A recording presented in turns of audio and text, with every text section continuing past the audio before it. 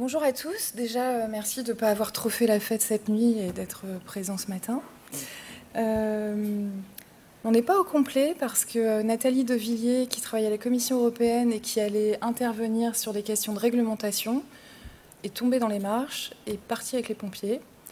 Donc du coup, c'était un volet qui était quand même intéressant. Alors au pied levé, j'ai appelé le général Fraissinet de la gendarmerie et peut-être qu'il va nous donner un autre axe qui n'était pas attendu et qu'on n'a pas préparé, mais peut-être la collaboration avec les autorités en matière de désinformation en ligne. On aura certainement de l'information intéressante. J'attends un petit peu parce qu'il y a encore pas mal de gens qui arrivent. Ouais, je crois que je vais attendre et redire ce que je viens de vous dire.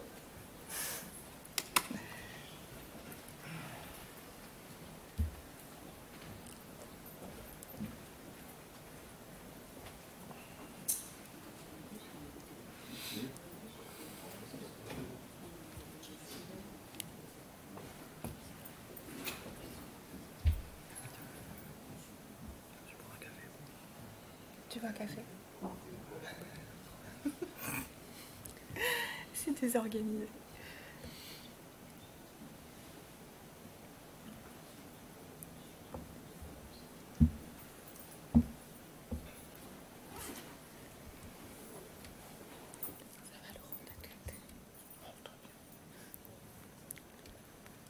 Voilà, j'attendais Alain Bouillet, maintenant je vais pouvoir commencer.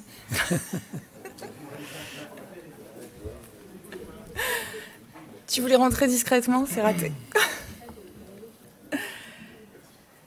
Donc voilà, je vais répéter parce que pour la dizaine de personnes qui viennent d'arriver, donc Nathalie Devilliers, qui était présente à cette table ronde, qui devait être présente, est tombée dans les marches et partie avec les pompiers.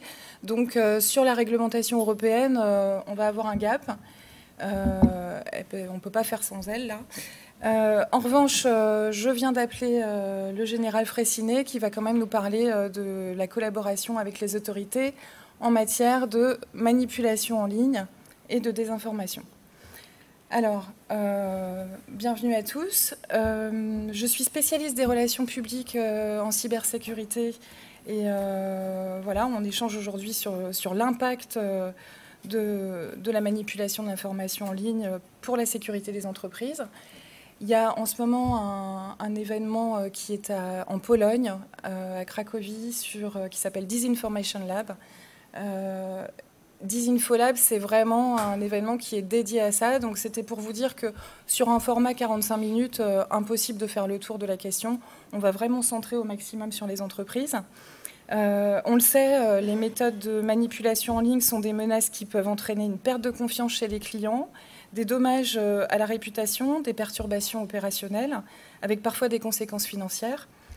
Pour en parler, j'ai invité plusieurs intervenants. Et là, à ma gauche, Laurent Bloch.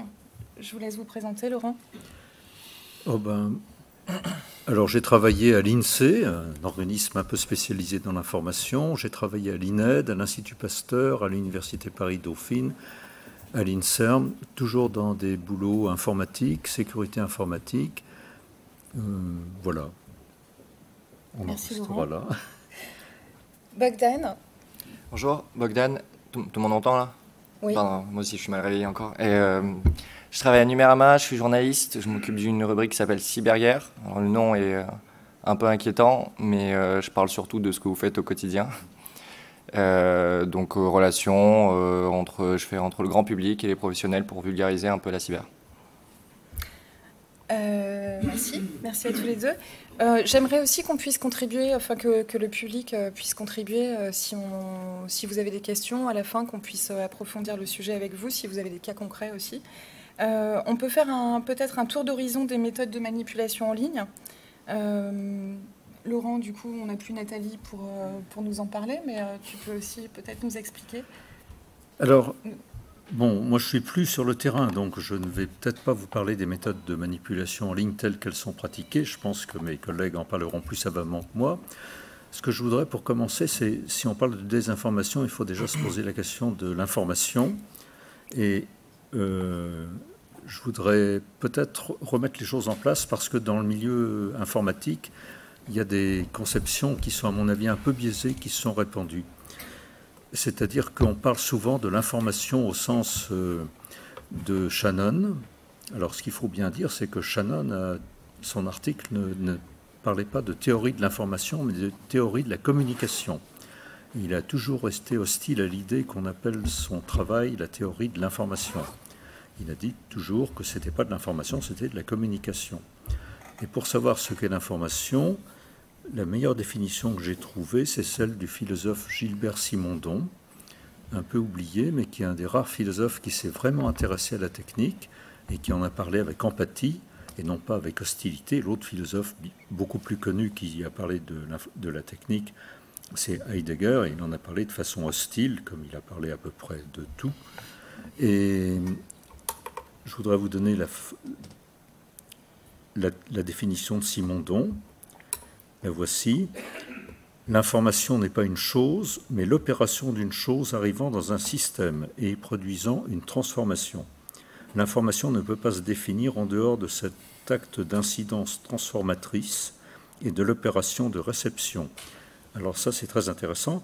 L'information, c'est une chose qui arrive dans un système, c'est-à-dire ce système, ça peut être un être humain ou une société humaine, mais ça peut aussi être un système destiné à traiter de l'information comme un système informatique. Mais ce qui circule dans les câbles sous-marins et ce qui est stocké dans les disques durs, ce n'est pas de l'information, c'est des données. Ça devient de l'information dans l'esprit d'un être humain.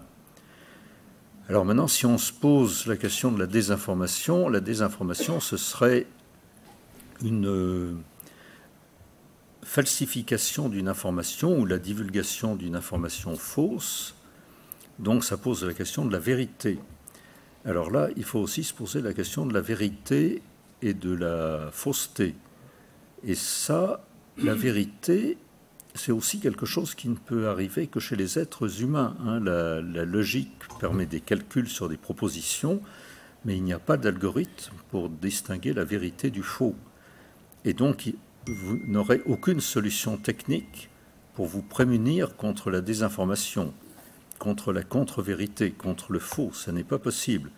Alors, ce qui existe, bien sûr, ce sont des outils techniques qui permettent de déceler des intrusions dans vos systèmes d'information, qui permettent de détecter des campagnes de désinformation qui ont existé bien avant l'informatique. Mais ce qui change tout, c'est que nous vivons dans une société où l'information est extrêmement importante.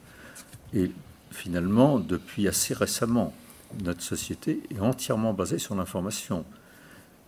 Ce n'était pas du tout le cas des sociétés anciennes. Bon, en gros, tout ce qu'on vous a raconté sur la Révolution française à l'école, c'était de la désinformation. La guerre des Gaules de César, c'était une campagne de désinformation très efficace qui a donné de bons résultats pour son auteur, mais c'était dans des sociétés pour lesquelles il y avait beaucoup moins d'informations. Alors, pas d'algorithme pour distinguer le vrai du faux. Il y a une chose aussi très importante à savoir, et surtout par les temps actuels, la vérité, on a l'impression que la vérité, c'est une idée simple, comme ça. Ben non, pas du tout. Et Jean-Pierre Vernant, qui était un professeur d'histoire, a expliqué, et quand j'ai compris ça, c'était une grande révélation, la vérité ne peut exister que dans une société démocratique. La vérité et l'idée de vérité, alors elle a existé dans pas mal d'endroits. Elle est apparue, par exemple, en Grèce, c'est là où c'est le plus connu. La vérité n'est apparue en Grèce que le jour où il y a eu des tribunaux équitables qui jugeaient en fonction de vraies enquêtes et qui distinguaient, qui permettaient de savoir, après cette enquête, qui était le criminel, qui était innocent. Il y avait une notion de vérité. Dans une société non démocratique, la vérité, ça n'existe pas. La vérité, c'est ce que dit le grand roi, c'est ce que dit le dictateur local. Et la notion de vérité n'existe pas. C'est la vérité, c'est ce que dit le plus fort. Alors, oui. Vous avez tout à fait raison, Laurent, de rappeler ce qu'est l'information et qu'elle n'est pas utilisée de la même manière en démocratie et dans d'autres endroits. Si Jules César a pu faire carrière sur la désinformation, c'est peut-être qu'à l'époque, il n'y avait pas de contre-pouvoir. Aujourd'hui, c'est pas le cas parce qu'on. Oui. Il y en avait aussi à l'époque de Jules César. Hein. Il a dû éliminer pas mal de ses rivaux avant d'arriver au pouvoir. Mais enfin... Mais sur les canaux de désinformation, c'était plus compliqué, ou oui. en tout cas pour ceux de ramener la vérité. Là, on le voit dans le conflit actuel avec l'offensive du Hamas. Il y avait un article hier dans Le Monde qui montrait que les algorithmes de Twitter permettaient, enfin Twitter X, permettaient de valoriser des sites de désinformation. Donc, on est aussi dans cette époque-là. Sur les outils en ligne, notamment pour alimenter la désinformation, il y a les deepfakes, les bots malveillants, l'ingénierie sociale avancée, l'intelligence artificielle malveillante. Peut-être, je suis désolée, à notre nouvel intervenant qui vient sur le... On n'a pas préparé du tout, hein, c'est vraiment... tu venais assister à la base à cette... Mais est-ce que tu peux nous parler un peu justement ce qu'aurait pu faire Nathalie avec nous de ces nouveaux moyens de désinformation aussi qui sont assez aujourd'hui pour l'entreprise un deepfake, si on peut donner un exemple concret d'un patron, par exemple, avant la clôture de bourse, qui fait une déclaration et qui pourrait faire chuter le cours de bourse, c'est un problème. Est-ce que tu as des exemples comme ça Et désolé, hein, j'interviens effectivement au pied levé. Merci. À la demande de Véronique. Tu peux te présenter peut-être pour ceux qui ne te connaissent pas ? pas ? Oui, tout à fait. Donc, je suis le général Éric Fraissinet, je travaille au commandement de la gendarmerie dans le cyberespace. Et juste sur ta question, alors il y a eu des exemples notamment de fraude, c'est-à-dire de tentatives de se faire passer pour un responsable dans une organisation pour obtenir de l'argent, hein, des escroqueries alors au faux président et dans toute la gamme des contacts depuis le courrier électronique jusqu'à l'échange par vidéoconférence. On a vu ce type d'intervention. Et puis effectivement, on pourrait imaginer la diffusion de fausses informations. Donc ça se fait très régulièrement par voie de publication sur des sites web avec un emballage d'explications économiques, de références, etc. Et puis avec les nouvelles technologies, on pourrait envisager de faire parler quelqu'un à la place d'un responsable. Alors soit d'un responsable de l'entreprise qui est concerné, comme tu l'évoquais, soit d'un commentateur qui se présenterait comme quelqu'un de reconnu, par exemple un journaliste spécialisé à qui on ferait lire des choses. Donc j'ai pas d'exemple en tête précis, mais il y a eu plein de démonstrations justement de l'application de ces technologies. On a fait parler récemment le président de la République française sur plein de sujets pour rire, pour rigoler, mais là, ça pourrait avoir un impact important. Et ce que je tiens à souligner juste à ce moment-là, c'est un domaine où, pour le coup, on a des définitions pénales assez claires, hein, en matière de manipulation des marchés financiers, par exemple. Et donc là, on n'aurait pas de difficulté à enquêter sur ces faits-là et à chercher à établir la vérité, comme l'évoquait Laurent, jusque devant les tribunaux. Hein. Alors que dans d'autres domaines de manipulation de l'information, parfois il y a des difficultés. Hein, on l'a vu pendant la crise épidémique sur toutes les discussions sur les questions médicales, puisqu'à chaque fois on nous renvoyait au débat scientifique, hein, qui est un débat d'évolution de la pensée. Il y avait toujours des difficultés alors qu'il y avait des mises en danger de personnes. Et donc un équilibre difficile à trouver. Sur les marchés financiers, sur les atteintes à l'image de l'entreprise, par exemple, c'est plus simple à aborder sur le plan juridique ou judiciaire. Merci. Si on veut parler d'exemples concrets, avec Bogdan, par exemple, sur des attaques hybrides qui ont eu lieu en Russie, par exemple, enfin plutôt en Ukraine, dans la guerre actuelle, des cyberattaques qui sont hybrides et qui sur des infrastructures énergétiques, par exemple. Comment se traduit la manipulation dans ce type d'attaque ? Alors l'Ukraine, c'est un formidable laboratoire de tout ce qu'on aurait pu imaginer et tout ce qu'on n'a pas imaginé encore. La désinformation, ça a toujours été, enfin, toujours depuis une bonne vingtaine d'années, on va dire presque, une arme du Kremlin. Et elle sait la manier parfaitement, on va dire, contre les démocraties. Et pour parler de cas concrets en Ukraine, alors moi j'ai pu traiter 2 cas, on va dire, de cyberattaques, on peut dire hybrides, dans le sens où elles sont donc menées par des bots sur les réseaux sociaux et à la fois contre des infrastructures. Donc il y a eu un cas, on va dire, contre des infrastructures énergétiques. Alors, à défaut de ne pas pouvoir éteindre les centrales électriques, ils ont fini par les détruire avec des drones. Mais parallèlement, il y a des campagnes, parce que la population est en hiver, il fait froid en hiver en Ukraine, elle s'inquiète. Et donc de voir une centrale électrique qui s'éteint, déjà c'est une belle source d'anxiété. Alors en plus, quand vous voyez sur les réseaux sociaux 20, 30 000 posts d'un coup qui vous disent ça va plus, fuyez Kiev, il y a un effet de démoralisation qui est du moins entraîné. Alors ça n'a pas non plus, on voit que l'Ukraine résiste encore, hein, mais globalement l'effet était là. Le deuxième moyen, on va dire la deuxième cible, c'est les médias. Les journalistes sont très présents sur les réseaux sociaux. Tous les médias aujourd'hui partagent énormément sur le web. Donc là, cette fois, on va dire que les attaques sont réussies. C'est ce que vous connaissez. Donc c'est ça, piéger quelqu'un par du phishing, prendre le contrôle du CMS, donc du logiciel pour écrire des articles, et puis écrire un article pour dire tel ou tel ministre ukrainien est accusé de soit corruption, enfin on peut lui mettre n'importe quel tabloïd derrière, et même méthode cette fois-ci, et on envoie les bots derrière, qui eux vont dire ah ben vous voyez en Ukraine ça va pas, et vous avez des titres de médias, donc la légitimité elle est un peu doublée. On a non seulement des médias qui sont légitimes, qui sont suivis par la population, et derrière vous avez encore cette armée de bots qui arrive pour renforcer, on va dire, la perte de confiance dans un gouvernement. Deuxième type que j'ai noté, c'est l'attaque ratée et faire croire qu'elle a réussi.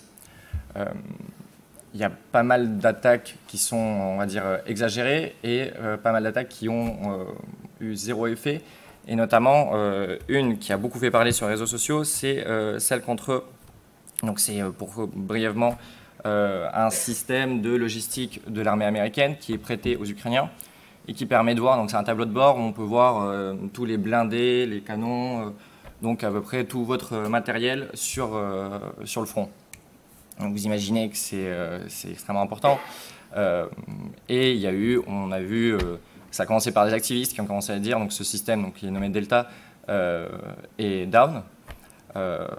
Et donc, ça aurait été un coup majeur puisque la Russie aurait pu récupérer les emplacements de tous les blindés, par exemple. Il n'y a pas eu de... C'est vrai que les États-Unis et l'Ukraine n'ont pas réagi parce que souvent, on se dit que c'est pas la communication, souvent, c'est pas quelque chose qui... On comprend pas un peu trop l'intérêt de la communication, mais on va dire les Russes la comprennent parfaitement. Et donc, ils noient les réseaux sociaux en disant Delta a été piraté, et derrière, pareil, même effet, le but, baisser le moral des troupes, créer l'inquiétude. Et troisième type qui fera peut-être rire certains ici, c'est le DDoS.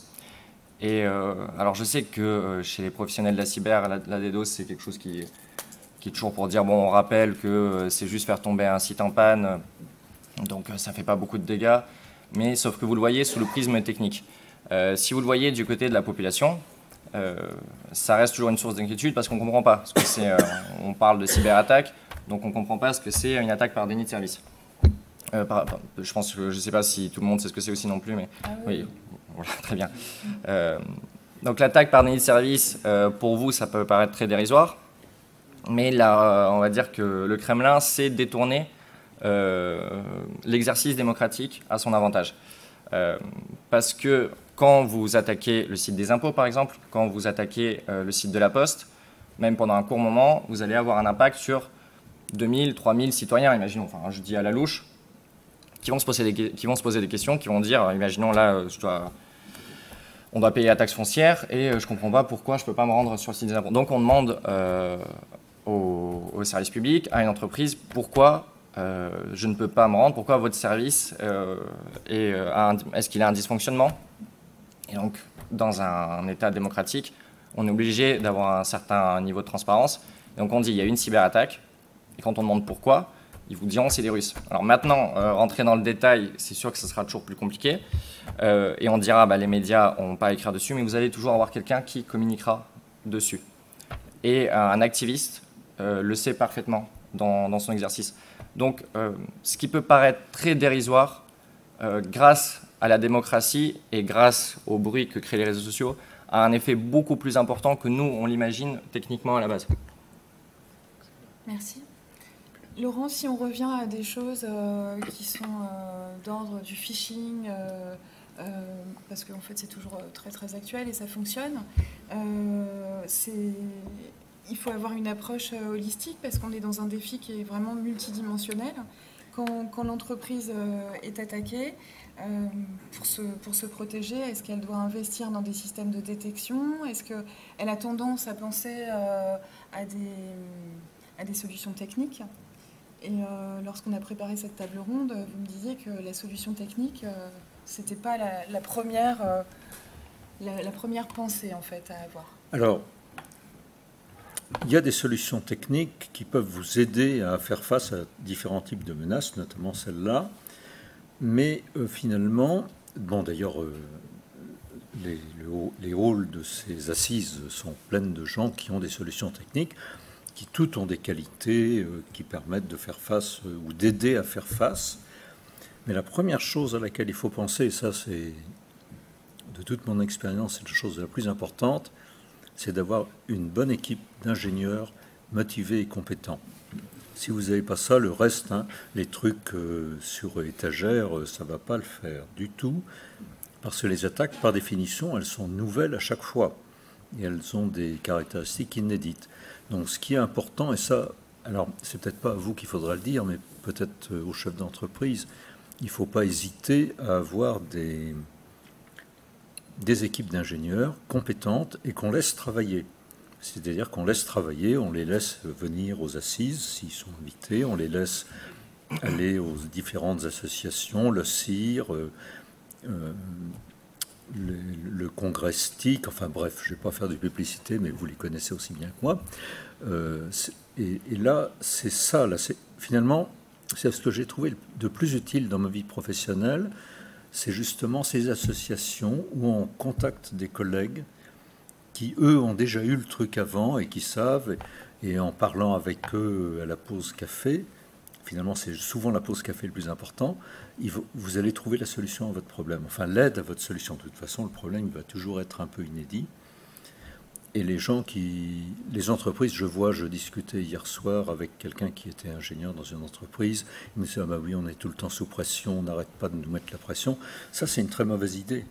Si les gens n'ont pas l'esprit libre, ils ne peuvent pas avoir l'esprit d'initiative qu'il faut. Il faut absolument leur laisser cette possibilité. Et alors, ce qui est embêtant, c'est que ça n'entre pas dans les méthodes de management modernes, ça n'entre pas dans la cartographie des process. Je me souviens, quand j'étais à l'INSERM, il y avait une bande d'imbéciles qui était venue faire une cartographie des process. Alors c'est quoi les actions de l'ingénieur système et réseau? En gros, il ne fait rien. Alors, ils avaient trouvé, c'était à une époque où DHCP n'était pas encore parfaitement répandu. Ah oui, on a trouvé une action. Il attribue des adresses IP. Bon, avec DHCP, autant dire qu'il ne fait plus rien. Voilà. Non, mais les boîtes qui marchent comme ça, c'est foutu. C'est foutu. Saint-Gobain, pour NotPetya, ça leur a coûté 185 millions d'euros. Bien fait pour eux. Bon. Et personne de Saint-Gobain, on est content. Saint-Gobain n'a pas été les seuls. Ce que vous voulez dire, c'est qu'en fait, il faut d'abord se mettre vraiment dans les réseaux de pairs qu'on trouve avec le CIR, l'ARCSI, le Césin. Je suis obligée de citer le Césin, c'est quand même vraiment une association. Le CLUSIF, enfin bon... Ouais, voilà, il y a plein C'est d'associations. de discuter avec des gens qui font le même boulot et qui ont une autre expérience qu'on apprend le plus. Donc ne pas rester seul déjà face à tout ça, échanger les best practices. Pour la manipulation en ligne, on a aussi l'essor de l'OSINT, hein, on en parle beaucoup, l'open source intelligence, la CTI, donc c'est aussi ça, c'est peut-être plus en termes de moyens de détection. Donc la CTI, c'est le renseignement sur la menace. Est-ce que... par exemple, vu qu'on est en train de préparer cette table ronde, est-ce que Eric, tu aurais des choses à nous dire sur ces moyens en fait, de détection de la manipulation en amont? Tu citais le cas du hameçonnage tout à l'heure. Le phishing, oui, par exemple. En introduction à ta question à Laurent. Et alors, bon, déjà une petite incise, tout le monde ne peut pas avoir des grosses équipes, etc. Donc quand on est une petite entreprise, on doit faire appel souvent à des prestataires externes. Et puis au bout de la chaîne, à faire confiance à la police, la gendarmerie et la justice pour mener des enquêtes, etc. Mais il y a quand même un enjeu d'organisation et de protection, en fait, hein, de son image. Et donc, par exemple, en matière de phishing, protection des marques, une politique de nom de domaine claire, bien connaître ses serveurs, où est-ce qu'on est exposé, etc., pour pouvoir faire la différence entre la cartographie. Voilà. Il y a une étude là qui sort bientôt. Et effectivement, le deuxième sujet, c'est avoir une démarche de veille, donc soit propre, soit avec un prestataire, justement, pour détecter les mauvais usages, et puis aussi une démarche de veille qui ne soit pas que sur détecter un nom de domaine suspect ou le fait qu'il y a eu une URL de hameçonnage diffusée dans un SMS, etc., mais comprendre comment ça fonctionne. C'est ça qu'il y a à voir dans la veille. Donc c'est là aussi où je rejoins Laurent, c'est dans les compétences. Comprendre un minimum la façon dont ça fonctionne, et très souvent, par exemple, quand vous cliquez sur un lien de hameçonnage, c'est très souvent pas cette page-là que vous allez retrouver. Vous allez être redirigé une fois, deux fois, trois fois, avant d'arriver sur la page vers laquelle on vous destine. Et d'ailleurs, en fonction du lieu depuis lequel vous vous connectez, hein, si on se connecte depuis la France ou si on se connecte depuis l'Allemagne, on ne va pas forcément voir le même résultat, par exemple. Et donc, comprendre comment ces architectures sont organisées. Parfois, c'est très simple, on va directement vers le site malveillant, et puis parfois, c'est plus complexe. Donc connaître ces méthodes-là, les méthodes des attaquants, pour y apporter des réponses techniques.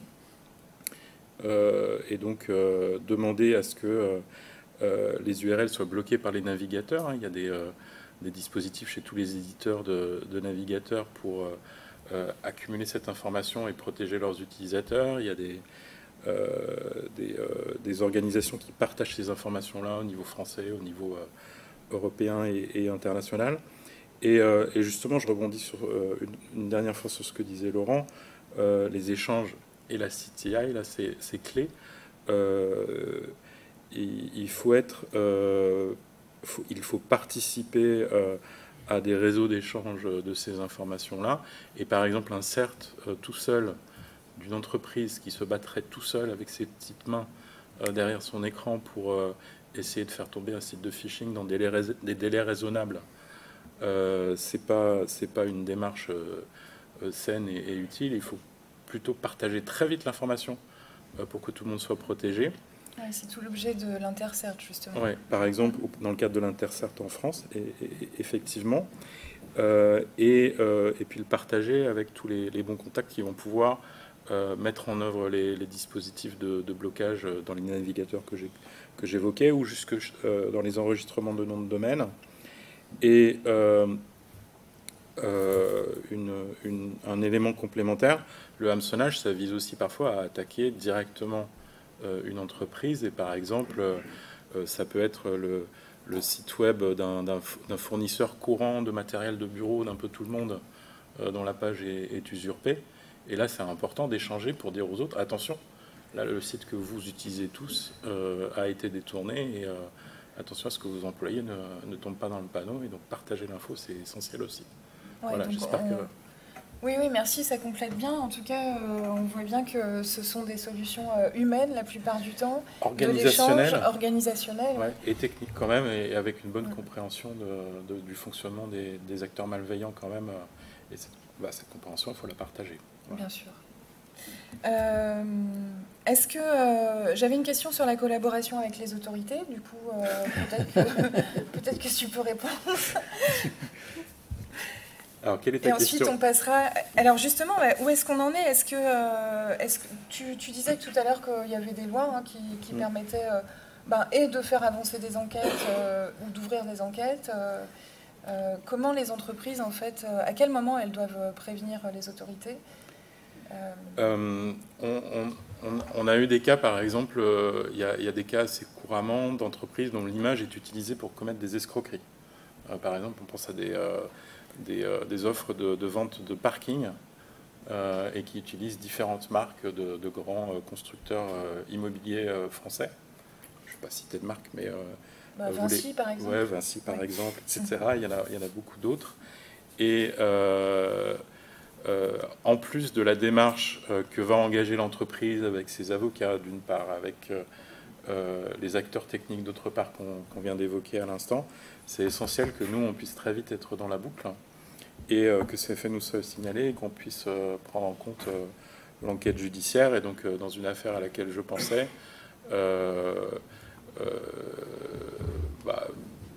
c'était une entreprise dans le domaine de l'investissement financier et dont les sites étaient détournés. Et j'ai reçu un appel et très vite, je les ai orientés vers les enquêteurs locaux qui étaient le plus à même de prendre la plainte et d'ouvrir une enquête judiciaire, de mettre en musique l'autorité judiciaire. Et ça doit se faire en parallèle en fait de ces actions-là. Et nous, on peut prendre des mesures que ne peuvent pas prendre les acteurs techniques. Par exemple, faire des réquisitions judiciaires pour identifier, dans le cadre par exemple, qui a enregistré un nom de domaine. On aura une réponse beaucoup plus rapide qu'une personne privée qui va devoir aller devant un tribunal, obtenir l'ordre d'un juge, etc. On peut faire une réquisition dans le cadre d'une enquête. Donc ce sera beaucoup plus efficace de combiner ces forces-là. Donc en gros, la réponse est le plus tôt possible, dès que vous êtes face à ce type de fait, associer l'autorité judiciaire par un dépôt de plainte. Et au passage, petite parenthèse, le dépôt de plainte, c'est pas quelque chose de compliqué et ça peut se préparer avec les enquêteurs. Dès qu'on commence à discuter avec eux, quand on tape à la porte de l'enquêteur, il ne va pas vous demander « asseyez-vous, je vais prendre votre plainte ». Il va d'abord vous écouter, peut-être appeler ses collègues pour s'il a besoin lui-même de conseils techniques pour le prendre en compte. Et peut-être qu'il y a des choses qui vont commencer. Et ensuite, tranquillement, on dépose plainte, soit le jour même, soit quelques jours après, une fois qu'on a rassemblé tous les éléments pour prendre la plainte. Mais les enquêteurs sont déjà saisis des faits, ont déjà eu les éléments et peuvent avoir commencé à travailler en fonction de la complexité de l'affaire. Donc voilà, toujours en parallèle, ne pas hésiter le plus tôt possible à associer les autorités judiciaires. Notamment sur tous ces faits-là, il n'y a aucune difficulté. Gendarmerie ou police, bien Exactement. Sûr. Voilà. Merci Eric. Alors, on peut passer aux questions, si vous en avez. Alain, tu as une question ? Il n'y a pas de micro ? Je n'ai pas de micro. Si. Merci. Ça marche ?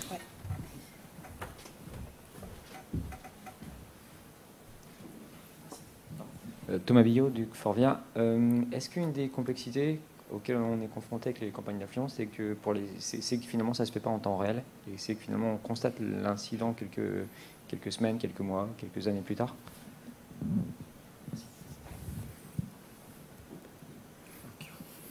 Pardon, c'est pour les campagnes ? Ah, les campagnes. Alors, si vous voulez dire les campagnes de désinformation, oui. Alors, généralement, pour moi, c'est quelque chose de très rapide.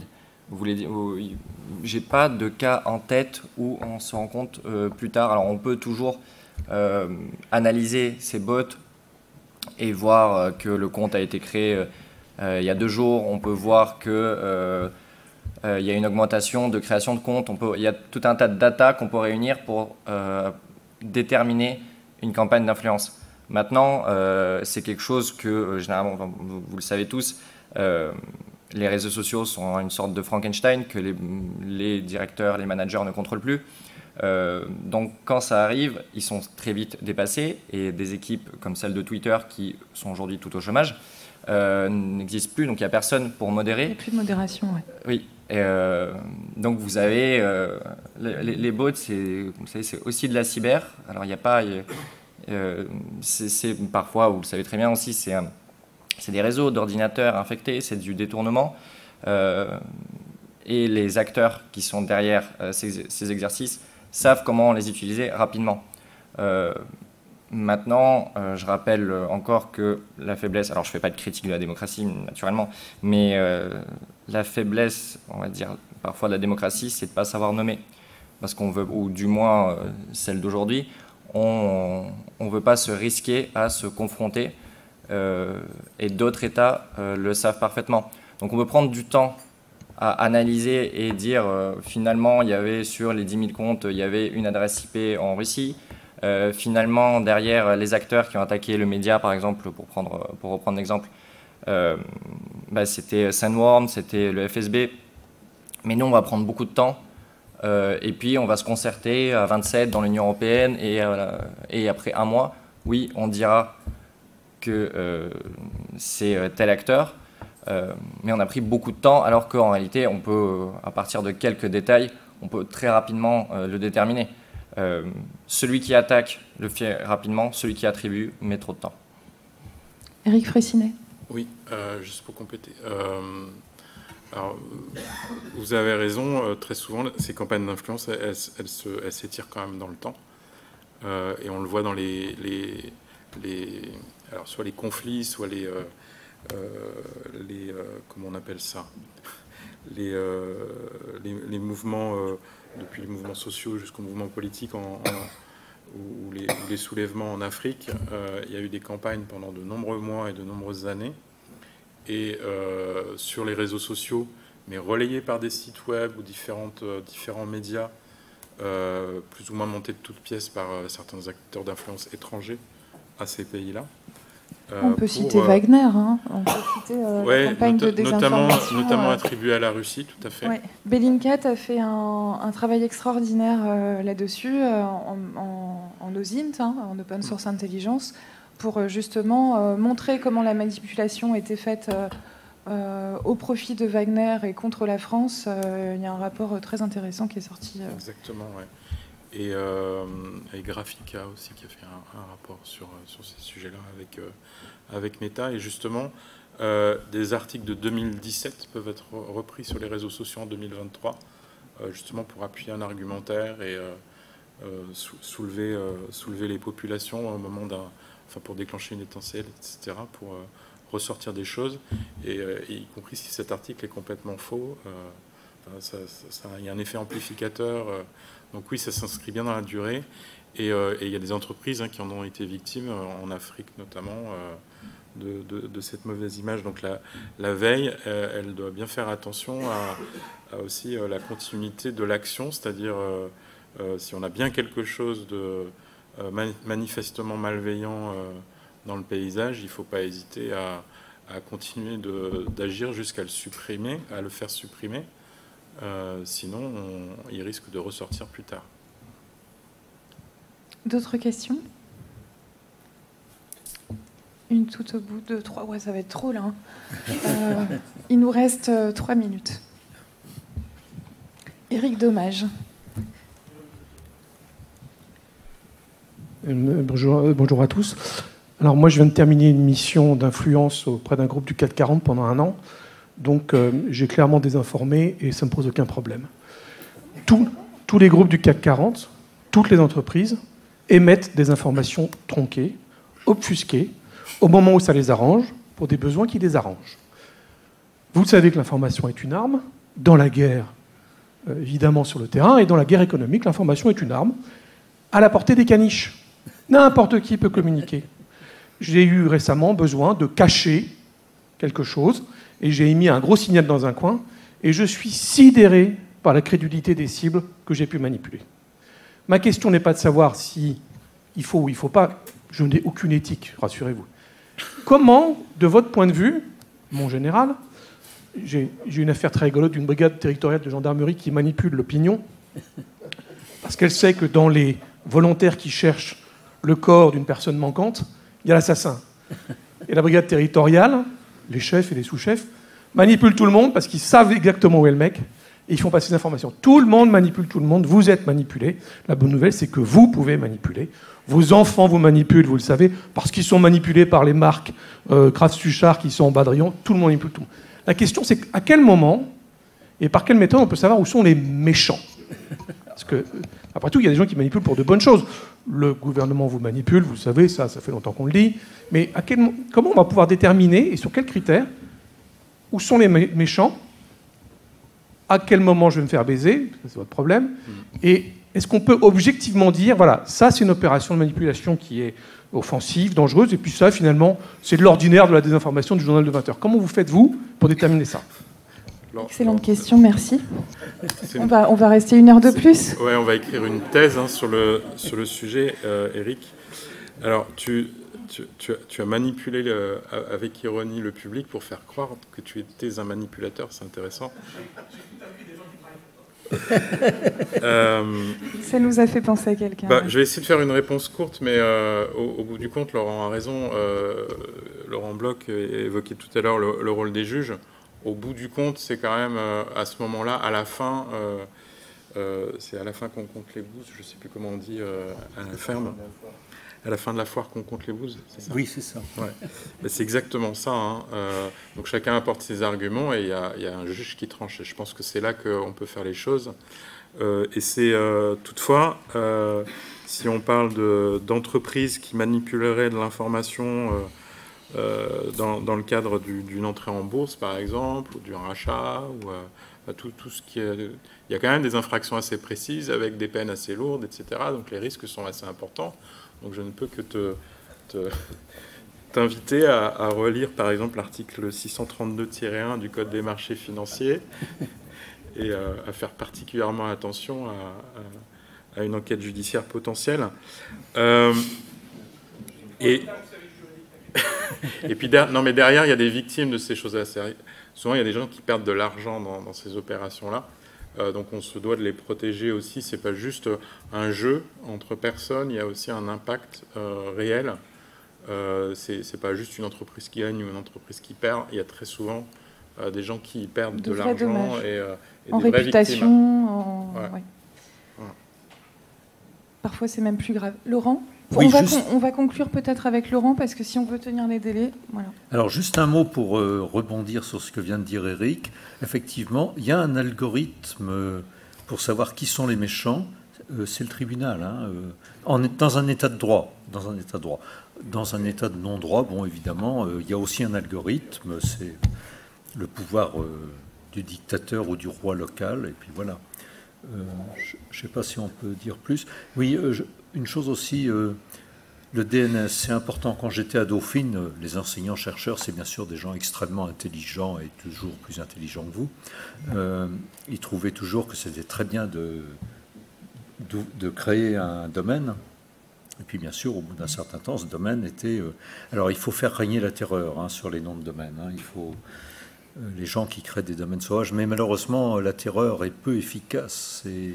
C'est tellement facile de créer un nom de domaine et ensuite de faire infiltrer tout le système d'information. Qu'est-ce qu'on peut dire pour conclure? Ben voilà, il n'y a pas de solution simple au problème de la désinformation, mais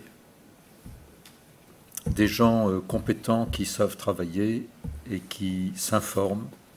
Finalement, c'est une question de culture.